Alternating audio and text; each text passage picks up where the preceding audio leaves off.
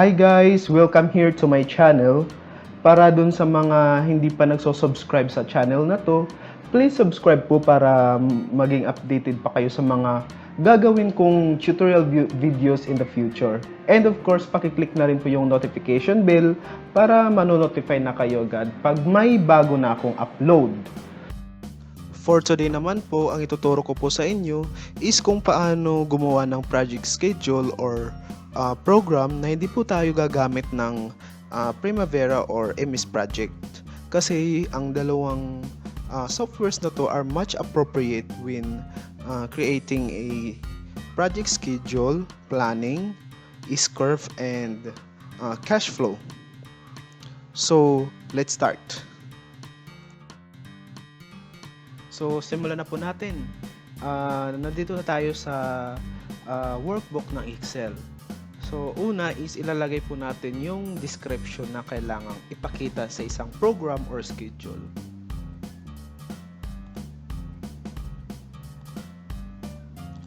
So, yan. Kailangan natin yung item, work description or activity, start and finish, duration, and week number. And then, next is yung data dito sa right side, yung month, yung date kung saan ipapakita natin yung program. And then next is yung activities na kailangan. Yan, nandyan yung mobilization, demolition works, concrete, architectural works, plumbing, electrical, and demobilization. Demobilization will be your end activity. And then, lagay natin yung item numbers. Date, yung start and finish. Duration in days. Tanggalin lang po natin itong mga 0 days. Hindi natin kailangan yan. So now, ang next natin is paano magkakaroon ng presentation or sketch or yung usual nating nakikita na bar chart or S-curve.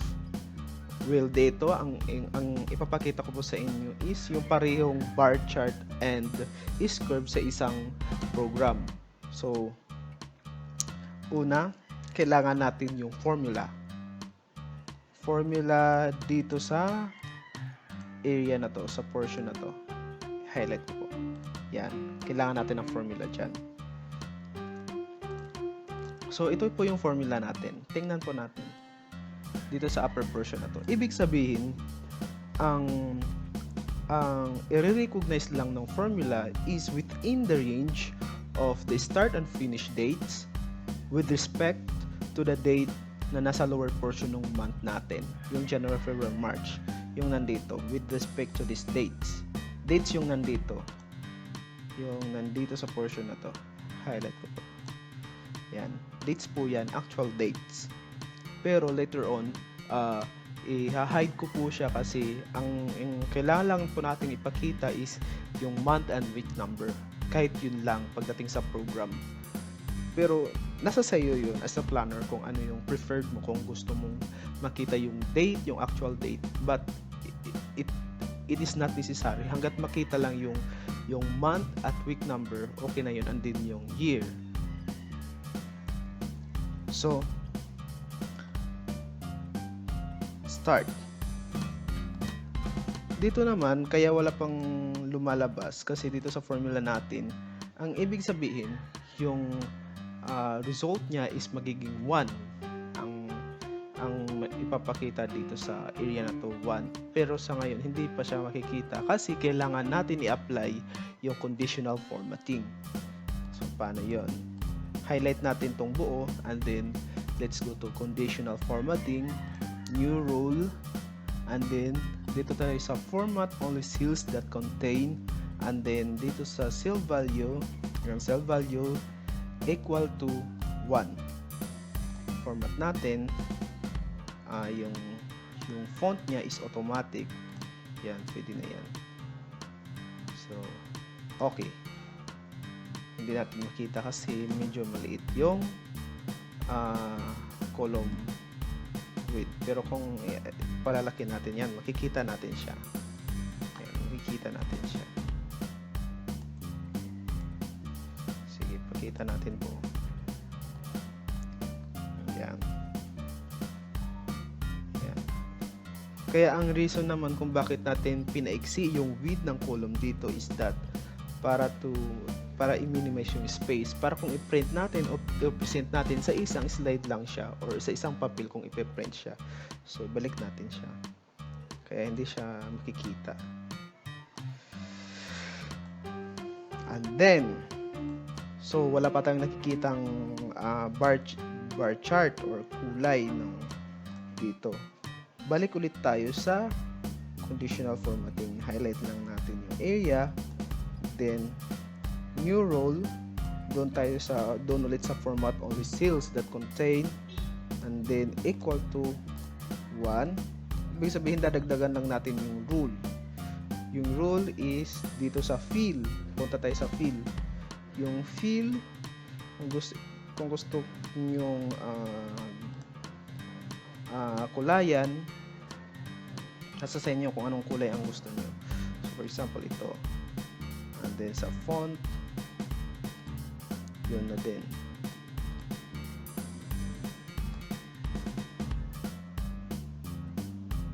So pinareho ko lang yung kulay ng font at saka yung fill kasi para hindi makita yung digit na 1 kasi makikita pa rin siya. Para ma-camouflage lang yung digit. So yan na. Nagkaroon na tayo ng data. So ayan na siya. Yun. So anong essence nito? Anong essence ng kulay niya? Ang essence niyan is diyan na mismo, kumbaga ni-recognize na nung formula yung nilagay nating ni-recognize na yung data doon sa formula. Ngayon, kung papalitan natin yung date, ganun pa rin. Babasahin niya pa rin yun. Kumbaga, for example, ito. Dito tayo for example, dito sa demolition works. For example, mag-start tayo ng February 1. February 1, tama. And then, magtatapos tayo ng March 1. Yun. Ni-recognize niya pa rin. Ayan. Ni-recognize niya. Pero kung babalik natin sa dati, yun. Ganun pa rin siya. Ganun pa rin kung lalagyan natin ng kung babagoyin natin yung date. Tulad niyan, dito sa date, dito sa 4.1, replacement of ceiling. Kung gusto natin January 30, start na. Babasahin niya pa rin yan. January 30.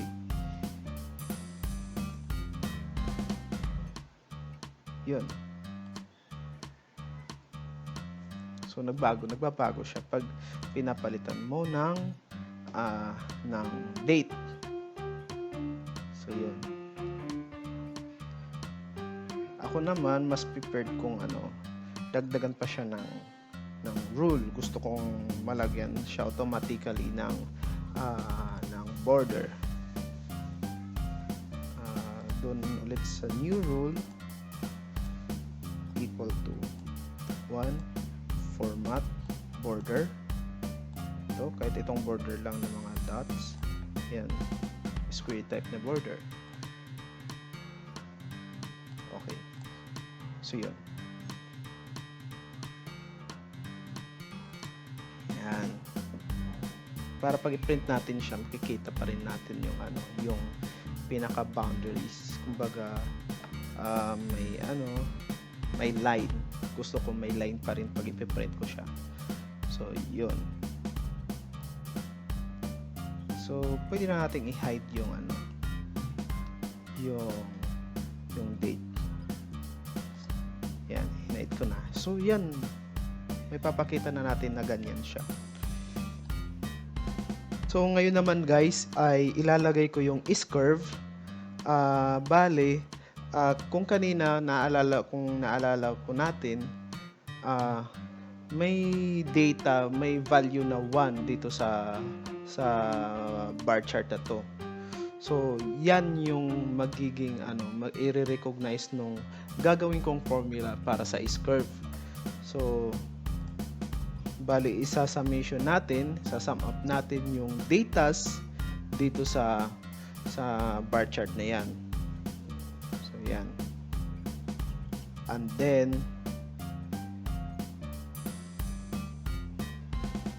yan. So, yan. Hindi po natin makita yung yung value kasi masyadong maliit yung column width. So, yan. Makikita natin kung ganyan. Pero, hindi po natin kailangan pakita yan. I-hide ko rin yan later on. Kasi ang i-present lang natin, ang kailangan lang natin sa presentation is yung S-curve and then yung bar chart. Okay. So, balik. So, sa portion na to, yan. Dito sa upper portion na to, ito, highlight ko ng yellow. Sa yellow part is yung sum. And then dito sa red part is yung cumulative value. So, yung S-curve natin is dito siya kukuha ng ng data sa cumulative values. So, balik po natin. So, highlight po natin itong cumulative and then insert. Dito tayo sa scatter charts para mas mukhang S-curve siya. Yan. So, ito na po yung natin. Then, tanggalin lang natin to mga datas to para yung S lang yung makikita yung curve. Yan. And then, plot, no outline, fill, no fill.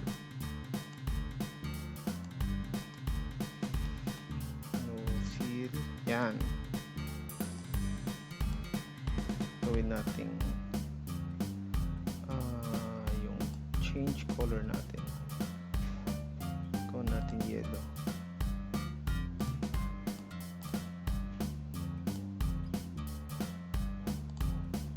Yellow. Yan. Lakin lang natin.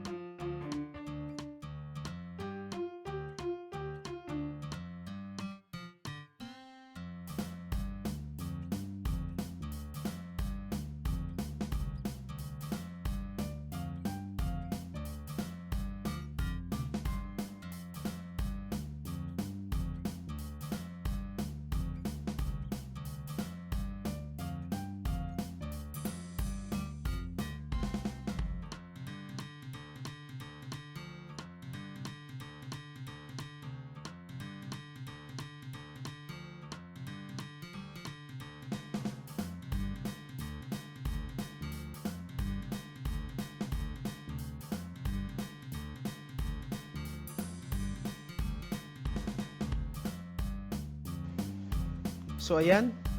We're done. Sana nasundan nyo po yung kung paano natin ginawa yung pinaka-alternative doon sa Primavera and MS Project, which is dito sa Excel kaya din natin gawin, pero ito lang yung pinaka turning point pag gagamitin yung Excel sa scheduling dito sa ginawa ko is that walang walang split activities na mangyayari. Unlike sa Primavera and MS Project, meron pong na split activities na na command na pwede nating gawin sa isang activity. Wala po. Ano po ba yung split? Yung split is that, for example, yung electrical works. Magkakaroon ng split activities yan kasi ang una activity niyan is the roughing ins, and then the wiring, and then at the end part is yung installation ng fixtures and devices. Kasi ang installation ng devices and fixtures is usually pag okay na yung wall natin, okay na yung floor, kumbaga finish na siya, or meron na tayong napinturahan na siya, ganun, pinaka last part na siya ng activity sa isang project. So yun yung example ng split. Dito sa Excel naman hindi natin magagawa yun, pero paano yung pinaka solution dun is yung activities na yun, yung isang activities na supposedly dapat isa lang, pagdating dito sa Excel, gawan natin siya ng kung pwedeng tatlong activities. For example, ang activities, separate ang activities dito sa roughing ins, separate yung installation ng fixtures and devices, separate yung wiring. So pwede natin ipag-separate yun na lang magiging natin, best solution. Wala nga lang split activities dito sa Excel. So yun, solve yung problema, and we're good to use Microsoft Excel in terms of project scheduling or program.